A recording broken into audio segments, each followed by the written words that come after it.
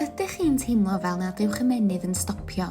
Fel eich bod chi'n gorfeddwl neu'n poeni'n gyson am y dyfodol, pethau ddewedaswch chi neu bethau allai fynd o chwith. Gall gorfeddwl a phoeni deimlo'n llethol.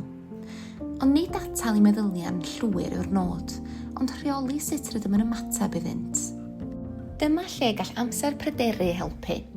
Dewisiwch amser penodol bob dydd tua 10 i 20 munud i adael chi'ch hunain ganolbwyntio ar eich pryderon.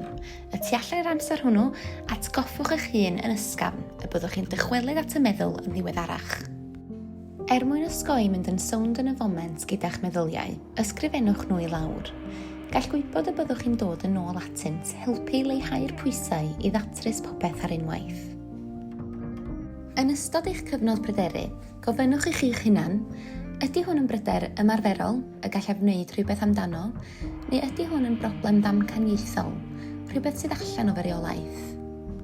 Ceisiwch orffan eich amser pryderu gyda rhywbeth sydd yn eich ymlacio neu'n codi calon, fel tro fer, diod poeth neu gerddoriaeth rydych chi'n ei fwynhau, i helpu newid eich meddylfryd.